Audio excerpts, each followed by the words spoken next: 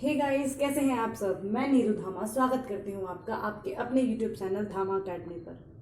आज हम लोग बात करने वाले हैं ब्लूम टेक्सोनॉमी की, which is again a very important topic in the teaching aptitude for the paper 1 of UGC नॉमी। क्या होती है ब्लूम टेक्सोनॉमी, पहले उसको समझते हैं। ब्लूम टेक्सोनॉमी आपकी एजुकेशन लर्निंग ऑब्जेक्टिव, क्या कहा, एजुकेशन लर्निंग ऑब्जेक्टिव है, जिसमें हम लोग एक प्रोसेस बताते हैं कि कैसे लर्निंग शुरू होती है और कैसे वो एंड तक पहुंचती है। What are the different levels और the process of learning Bloom taxonomy. Okay, तो चलिए करते हैं शुरुआत। अभी समझ में आया ब्लूम टेक्सोनॉमी क्या है। ब्लूम टेक्सोनॉमी सबसे पहले तो ये समझिए कॉग्निटिव का पार्ट है, कॉग्निटिव डोमेन का पार्ट है। अब आप कहेंगे कॉग्निटिव क्या है, तो मैंने पिछले वीडियो में आपको बताया हुआ है कि कॉग्निटिव का मतलब होता है थिंकिंग, या फिर आप कह सकते हैं बिलीव, या किसी चीज पे आप कोई विश्वास करते हैं, सोचते हैं, अपने इंटेलेक्ट को यूज करते हैं, तो उसको आप कॉग्निटिव बोलते हैं। तो याद रखिए आपके पास 3 तरह के डोमेन होते हैं। चलिए पहले वही समझा देते हैं। आपके पास 3 तरह के डोमेन होते हैं। पहला होता है कॉग्निटिव डोमेन, जो कि हम ऑलरेडी डिस्कस कर चुके हैं। दूसरा आपका होता है अफेक्टिव डोमेन, और तीसरा आपका होता है साइकोमोटर डोमेन। क्या बोला, साइकोमोटर डोमेन। इसके बारे में हम अपनी अगली वीडियो में बहुत डिटेल में चर्चा करने वाले हैं, लेकिन उससे पहले समझते हैं कि कॉग्निटिव, अफेक्टिव और साइको होता क्या है। जब मैं बात करती हूँ कॉग्निटिव की, तो मैं बात करती हूँ अपने इंटेलेक्ट की, ठीक है। किसकी बात कर रही हूँ, इंटेलेक्ट की। अफेक्टिव की बात करती हूँ तो यहाँ पे आ जाता है थोड़ा सा बिहेवियर में चेंज आना। आप समझिए, अभी तक मैं सोच रही थी, अब मैं अपने बिहेवियर में चेंज ला रही हूँ। And third one is the psycho, और उसके बाद है मोटर, साइकोमोटर। साइकोमोटर का मतलब होता है कि कैसे मैं उस चीज को कर रही हूँ, ठीक है।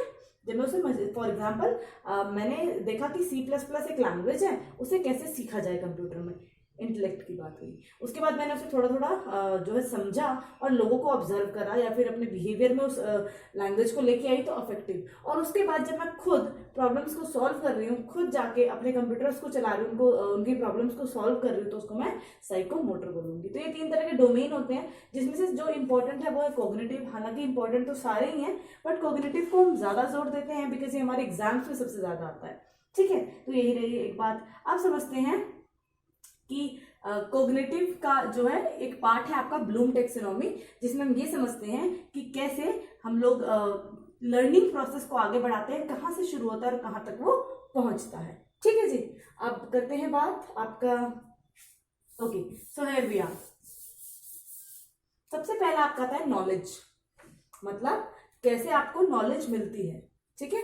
नॉलेज का मतलब क्या है, फॉर एग्जाम्पल आप इसको बहुत अच्छा एग्जाम्पल मैं आपको बताती हूँ कि मैं कोई भाषा सीख रही हूँ, या फिर चलो एक एग्जाम्पल देती हूँ। मैंने स्कूटी चलानी सीखनी है, ठीक है। क्या सीखना है, स्कूटी चलानी सीखनी है। तो सबसे पहले मुझे उसकी नॉलेज होनी जरूरी है।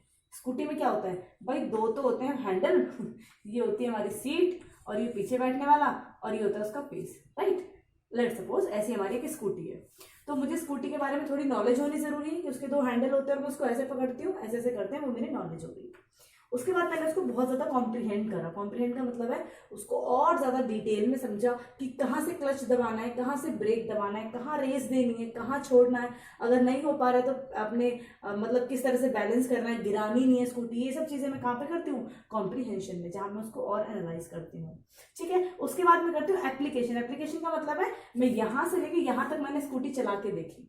आप समझे, मैंने क्या किया, यहाँ से लेके यहाँ तक स्कूटी चला के देखी। अभी तक मैंने नॉलेज नहीं थी, उसके बाद मैंने उसके सारे पुर्जों को समझा, उसके सारे फंक्शंस को समझा, फिर मैंने उसको चला के देखा। उसके बाद फिर मैंने उसको एनालाइज करा कि क्या मैंने सही चलाई, क्या मैं यहाँ पे गिर गई थी, नहीं गिरी थी तो क्या मैंने सीधा चलाया था, क्या मेरी इधर जा रही थी, क्या मैं उधर जा रही थी, तो मुझे ये सब चीजों पे भी ध्यान देना है, ठीक है। तो मैंने एनालाइज करा कि मैं सही जगह जा रही थी। उसके बाद सिंथेसाइज, आपको पता होगा मैंने पहले भी अपनी वीडियो में समझाया है, एनालिसिस और सिंथेसिस का मतलब जब चीजों को मैं इस तरह से कर दूं, आप समझ रहे हो, इस तरह से मैंने उनको बांट दिया है और ज्यादा डिटेल में कर रही हूँ, तो ये होता है आपका एनालिसिस। और इन्हीं को जब मैं वापस इकट्ठा कर दूं तो ये होता है आपका सिंथेसिस।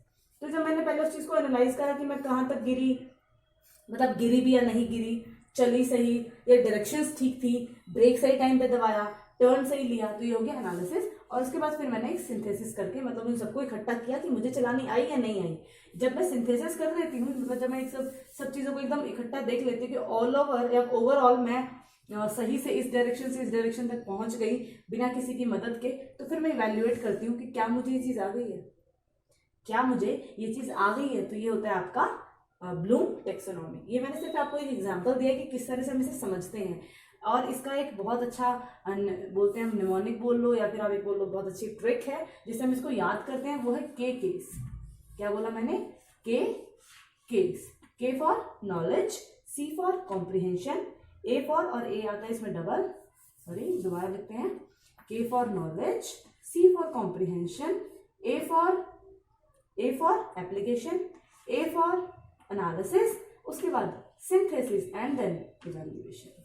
ये इसकी शॉर्ट ट्रिक कह लीजिए या फिर इसको याद करने का तरीका, क्योंकि ब्लूम टेक्सोनॉमी इंपॉर्टेंट है, एग्जाम्स में आती है। सो आई एडवाइज यू कि आप इस चीज़ को भूलें ना या फिर इस चीज़ को हल्के में नहीं लेना। ब्लूम टेक्सोनॉमी आती है, उसमें आपको इनके पार्ट पूछ लेंगे, ठीक है जी।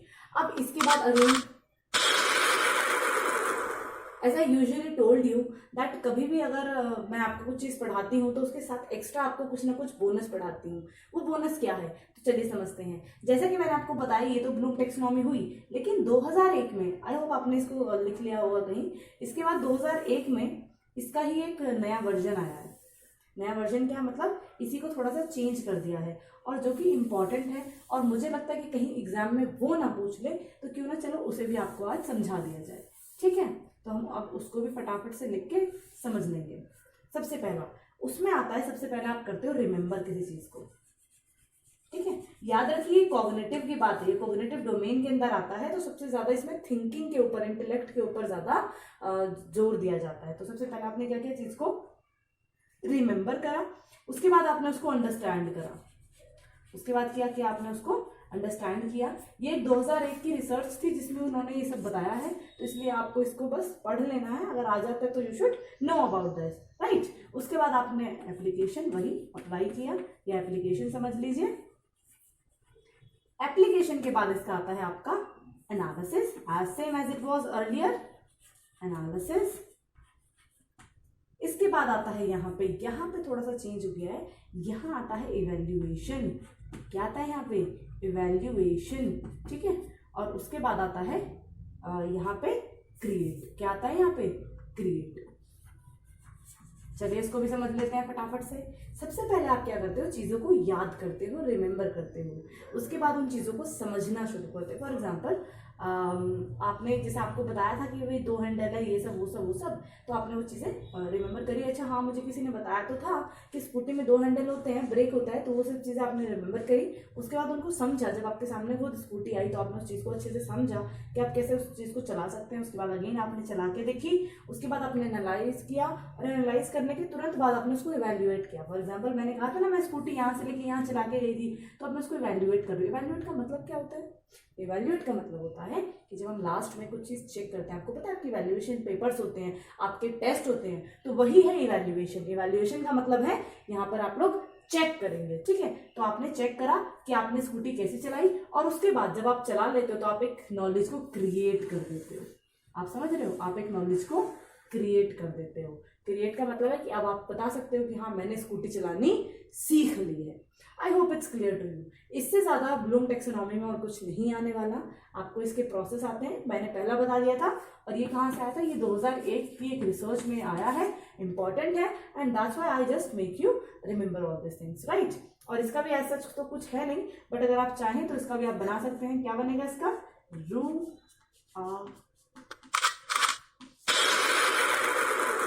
इसका बनेगा रुआइक। क्या बनेगा, रुआइक। ये इसकी एक निमोनिक हो गई। आई होप आपको ये समझ में आया होगा। अगर अच्छा लग रहा है तो प्लीज अपने दोस्तों के साथ जरूर शेयर करो और धामा अकेडमी को सब्सक्राइब करो। Thank you so much.